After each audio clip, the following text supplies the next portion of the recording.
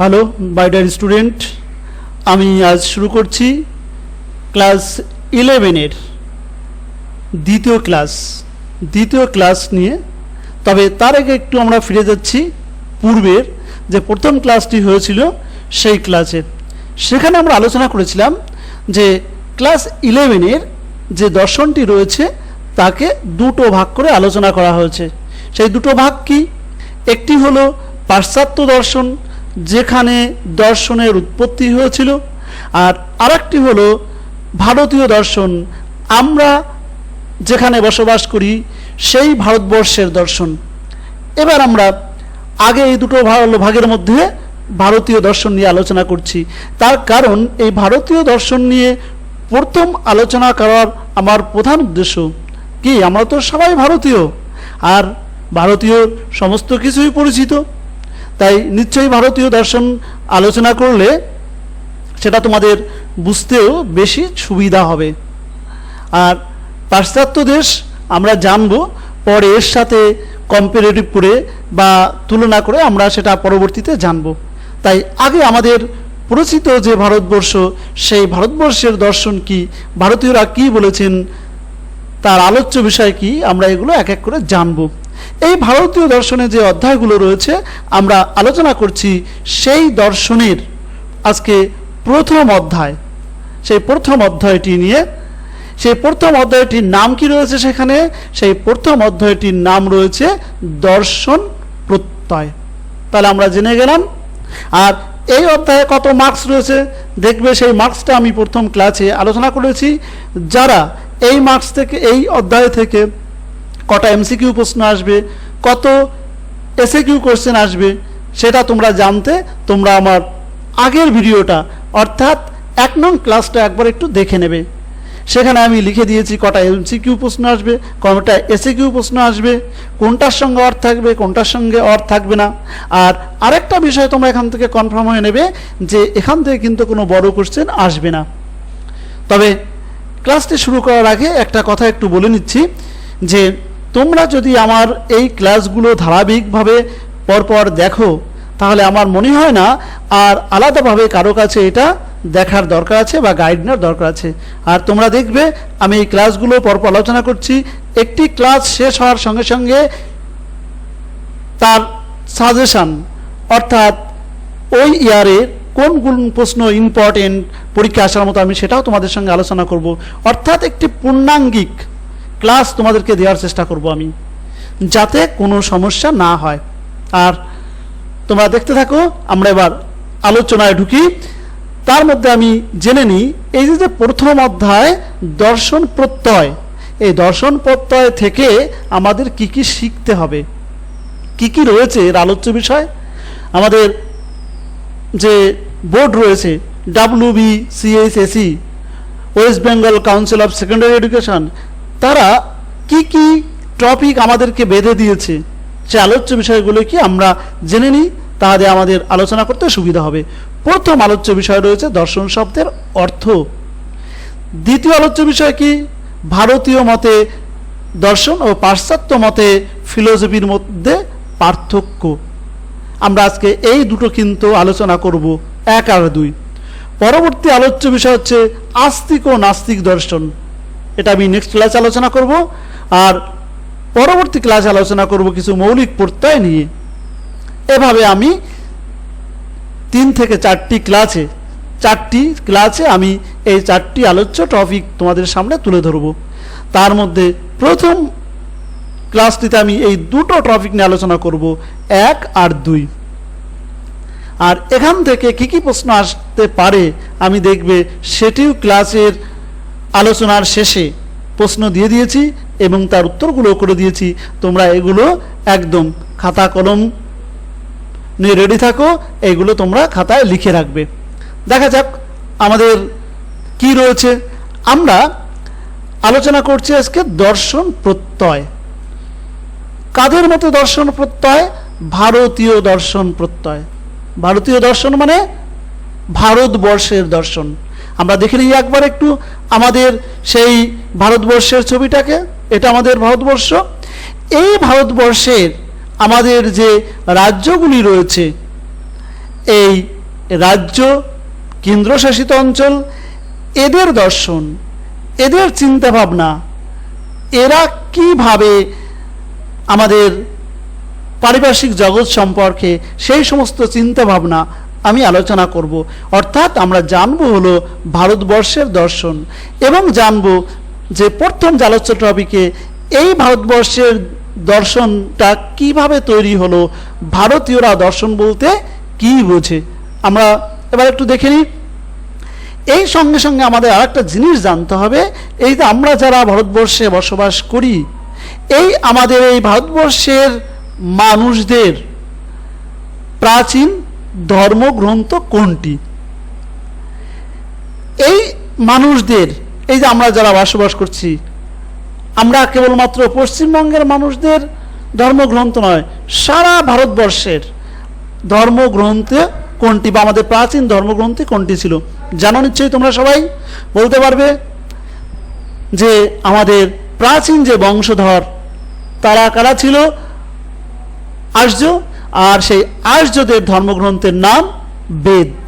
তাই আমরা বলবো আমাদের প্রাচীনতম ধর্মগ্রন্থ হলো বেদ।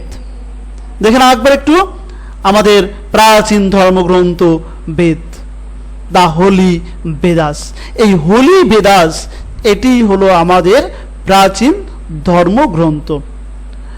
এই প্রাচীন ধর্মগ্রন্থ আমরা জানলাম।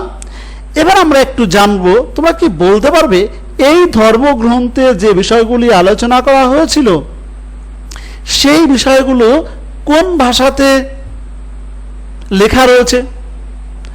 এই যে ধর্মগ্রন্থ দ্য হোলি বেদাস, এখানে যা যা লেখা রয়েছে সেটি কোন ভাষাতে লেখা? হ্যাঁ, সেটা সমস্ত কিছু লেখা রয়েছে কিন্তু সংস্কৃত ভাষায়। তাই আমাদের যে দর্শন শব্দ, এই দর্শন শব্দটির কিন্তু উৎপত্তি হয়েছে সংস্কৃত শব্দ থেকে। এই দর্শন শব্দের উৎপত্তি আমাদের প্রথম যে আলোচ্য টপিক ছিল, একবার একটু কনসেপ্টটা ক্লিয়ার করো। দর্শন শব্দের অর্থ, ভারতীয় মতে দর্শন শব্দের অর্থ, অর্থাৎ দর্শন শব্দের অর্থ। তাহলে আমরা দর্শন শব্দের যখন অর্থ করব, অর্থাৎ আক্ষরিক অর্থ যখন করব, তখন আমরা দেখে নেব যে কিভাবে অর্থ বিশ্লেষণ করে, শব্দ বিশ্লেষণ করে দর্শন শব্দের উৎপত্তি হয়েছে। আর শব্দ বিশ্লেষণ করতে গেলে আমাকে দেখতে হবে যে আমরা ভারতবর্ষের মানুষ, আমাদের যে ধর্মগ্রন্থ বেদ, অর্থাৎ আমাদের আদি ভাষা সংস্কৃত, সেই সংস্কৃত শব্দ থেকেই কিন্তু এই দর্শন শব্দের উৎপত্তি। তাহলে সেই সংস্কৃততে কিভাবে শব্দ তৈরি করা হতো সেটা আমাকে জানতে হবে।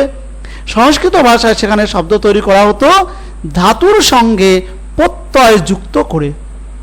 তাহলে দর্শন শব্দের উৎপত্তি হতো ধাতুর সঙ্গে শব্দ প্রত্যয় করে হবে।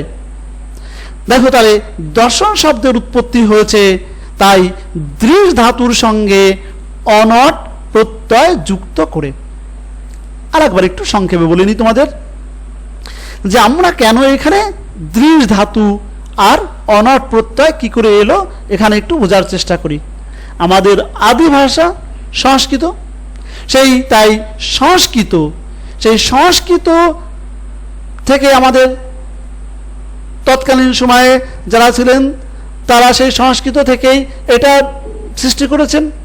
তাই আর সংস্কৃততে শব্দ কিভাবে তৈরি হয়? ধাতুর সঙ্গে প্রত্যয় যুক্ত করে। তাহলে দর্শন শব্দটিও উৎপত্তি হয়েছে কি? এই দৃশ ধাতুর সঙ্গে অনট প্রত্যয় যুক্ত হয়ে দর্শন শব্দটির সৃষ্টি হয়েছে। এবার আমরা জানব এই দৃশ শব্দের অর্থ কি। দৃশ শব্দের অর্থ হলো দেখা। সংস্কৃততে যে দৃশ শব্দ রয়েছে সেই দৃশ শব্দের বাংলা অর্থ হলো দেখা। আর অনট, এই অনর্থ প্রত্যয়, এটা অর্থ, এর কোনো অর্থ নেই, তাই আমি এখানে লিখেছি শূন্য। তাই দৃশ শব্দের অর্থ দেখা, অনট শব্দের অর্থ শূন্য। তাহলে আমরা যদি দেখি তাহলে এই দৃশ ধাতু আর অনট এর অর্থ কি দাঁড়াচ্ছে? দেখা। এর অর্থ দাঁড়াচ্ছে কি? দেখা। তাই আমরা বলবো দর্শন শব্দের অর্থ হলো দেখা। এখান থেকে কিন্তু এই প্রশ্নটি খুব আসে যে ভারতীয় মতে দর্শন শব্দের অর্থ কি? কি তোমরা বলতে পারবে নিশ্চয়ই? দর্শন শব্দের অর্থ কি? দেখা। এখান থেকে আরেকটি কোশ্চেন হয় যে এই দর্শন শব্দ, ভারতীয় মতে যে দর্শন শব্দ, এই শব্দটির উৎপত্তি হয়েছে বলতো কোন ধাতু থেকে? রাইট, এই শব্দটির উৎপত্তি হয়েছে দৃশ ধাতু থেকে। এখানে আমি লিখে দিয়েছি। তাহলে এখানে যে দুটো প্রশ্ন হয় সেই দুটো প্রশ্ন আলোচনা করলাম, এবং দেখো আমি কিভাবে প্রশ্ন আসে সেটা তোমাদেরকে নিচে লিখে দিয়েছি। এসিকিউ প্রশ্ন, ফার্স্ট কোশ্চেন, দর্শন শব্দটির উৎপত্তি হয়েছে কোন ধাতু থেকে? নিশ্চয়ই আসলে পারবে। তোমরা কিন্তু এই ছকটা ভালো করে একটু বুঝবে, এবং আমি কিভাবে বুঝিয়েছি সেটা একটু বোঝার চেষ্টা করবে, এবং প্রথম থেকে ভিডিওটি শেষ পর্যন্ত শুনবে, মনোযোগ দিয়ে শোনো, এবং এগুলো সমস্ত পরপর খাতায় লেখো। ক্লাস নাম্বার 1, ক্লাস নাম্বার 2, এইভাবে তোমরা কিন্তু এগুলো সব খাতায় লিখে রাখো, এবং এইটা করার পর দেখো তো যে প্রশ্নগুলো লিখে উত্তর নিজে নিজে পারছো কিনা, তাহলে কিন্তু তুমি বুঝেছো আমার বোঝানোটা। তাহলে দর্শন শব্দটির উৎপত্তি কিভাবে হয়েছে বা কোন ধাতু থেকে হয়েছে? দর্শন শব্দটির উৎপত্তি হয়েছে, জানলাম আমরা, দৃশ ধাতু থেকে। এবার আরেকটা কোশ্চেন হয় এখানে, ভারতীয় মতে দর্শন শব্দের অর্থ কি? কি হবে ভারতীয় মতে দর্শন শব্দের অর্থ? ভারতীয় মতে দর্শন শব্দের অর্থ তোমরা আগেই শিখেছো। বলো, দর্শন শব্দের অর্থ হবে দেখা। আমরা শিখে গেলাম দর্শন শব্দের অর্থ কি? দেখা। এই অংশ থেকে এই দুটোই প্রশ্ন আসবে, এর বাইরে কোশ্চেন আর হবে না। এবার আমরা জানছি আমাদের দ্বিতীয় আলোচ্য টপিকটি কি ছিল, আমরা একবার একটু দেখে নিই তো। দ্বিতীয় আলোচ্য টপিক ছিল ভারতীয় মতে দর্শন ও পাশ্চাত্য মতে ফিলসফি এর মধ্যে পার্থক্য। আমরা কিন্তু অলরেডি ভারতীয় মতে দর্শনটা কি সেটা একটু জানলাম, একটি কনসেপ্ট করতে পারলাম যে ভারতীয় মতে দর্শন বলতে কি বোঝায়। দর্শন মানে হচ্ছে দেখা। তবে এখানে একটা কথা বলে নিই দ্বিতীয় আলোচ্য বিষয় শুরু করার আগে, এই যে দর্শন শব্দের অর্থ দেখা, এই দেখা কিন্তু যে কোনো দেখাই কিন্তু দর্শন নয়। দর্শন হলো সত্যের প্রত্যক্ষ উপলব্ধি। কিরকম সেটা? তুমি যদি অন্ধকারে একখণ্ড দড়িকে সাপ রূপে দেখো, ওই দেখাটা কিন্তু তোমার দর্শন নয়। দর্শন কি? দর্শন হলো একটি বস্তু যেমন তাকে যদি তুমি সেরূপেই দেখো তখন সেটা হবে দর্শন। কিরকম সেটা? যেমন একটি কলমকে তুমি কলম রূপেই দেখতে পাচ্ছ, দর্শন। একটি সাপকে তুমি সাপ রূপেই দেখতে পাচ্ছ, একখণ্ড দড়িকে তুমি দড়ি রূপেই দেখতে পাচ্ছ, তখন কিন্তু সেটা হবে দেখা। কিন্তু যদি তুমি একটি সোজা লাঠিকে জলের মধ্যে বাঁকা দেখো তাহলে কিন্তু সেটা দেখা নয়। কাজে আমরা বলতে পারি কোনো ভ্রান্তিমূলক দেখা কিন্তু দর্শন নয়, সত্যের প্রত্যক্ষ উপলব্ধি হলো দর্শন। ক্লিয়ার হলো? এবার আমরা যাচ্ছি দ্বিতীয় আলোচ্য বিষয় আলোচনায়। কি ছিল দ্বিতীয় আলোচ্য বিষয়ে? ভারতীয় মতে দর্শন ও পাশ্চাত্য মতে ফিলোসফির মধ্যে পার্থক্য কি। তাহলে দর্শন মানে দেখা আমরা জানলাম। এবার আমরা পাশ্চাত্য মতে ফিলোসফি, আমরা প্রথম ক্লাসে বলেছি যে ক্লাস 11-এ আমরা যে দর্শন পড়ব তার দুটো ভাগ, একটি পার্ট হচ্ছে ভারতীয় দর্শন, আর একটি পার্ট হচ্ছে পাশ্চাত্য দর্শন। সেই পাশ্চাত্য দর্শন এর ইংরেজি শব্দ হলো ফিলোসফি। দর্শনকে ইংরেজিতে বলা হয় ফিলোসফি। সেই তারা ফিলোসফি বলতে পাশ্চাত্য দেশের মানুষ কি বোঝেন এই ফিলোসফি বলতে? দর্শনকে ইংরেজিতে তো ফিলোসফি বলা হয়, তারা কি বোঝেন আমরা সেটা দেখে নেব। ফিলোসফি, এই ফিলোসফি এই শব্দটা কিন্তু একটি ইংরেজি শব্দ। যে ইংরেজি শব্দ ফিলোসফি, এই শব্দটির উৎপত্তি তারা করেছিল দুটো গ্রিক শব্দ থেকে। কেন না, পাশ্চাত্যের গ্রিক দেশে ফিলোসফির উৎপত্তি হয়েছে। আমরা ভারতবর্ষে যে দর্শন উৎপত্তি হয়েছে, আমাদের ভারতবর্ষের আদি শব্দ সংস্কৃত, তাই সংস্কৃত শব্দ থেকে। পাশ্চাত্যের আদি শব্দ গ্রিক, যে গ্রিক দেশে হয়েছিল, যে গ্রিস দেশে ফিলোসফির উৎপত্তি হয়েছিল, তাদের আদি ভাষা ছিল গ্রিক, তাই গ্রিক শব্দ থেকে তারা ফিলোসফির উৎপত্তি করেছিল। সেই কোন কোন গ্রিক শব্দ? একটি হলো ফিলস, আর একটি হলো সোফিয়া। এই দুটি গ্রিক শব্দ থেকে ফিলোসফি শব্দের তারা উৎপত্তি ঘটিয়েছে। তাহলে এবার এর মধ্যে ফিলোস কথার অর্থ কি? PHILOS, এই ফিলোস কথার অর্থ কি? ফিলোস কথার অর্থ হচ্ছে অনুরাগ বা ইচ্ছা, অনুরাগ বা ইচ্ছা। আরেকটা শব্দ হচ্ছে কি? সোফিয়া। সোফিয়া শব্দের অর্থ কি? জ্ঞান বা জানা। তাহলে এই সোফিয়া শব্দের অর্থ হলো জ্ঞান বা জানা। তাহলে আমরা জানলাম এখানে ফিলোস মানে কি? অনুরাগ, আর সোফিয়া শব্দের অর্থ কি? জ্ঞান বা জানা। আমি এইটা একটু ক্লিয়ার করি এখান থেকে কনসেপ্টটা তোমাদের। এই অনুরাগটা কি বা ইচ্ছাটা কি? অনুরাগ বা ইচ্ছা বলতে বোঝায় যে কোনো বিষয়ের প্রতি একটি আসক্তি। সেই আসক্তিটা আমাদের কিসের প্রতি রয়েছে?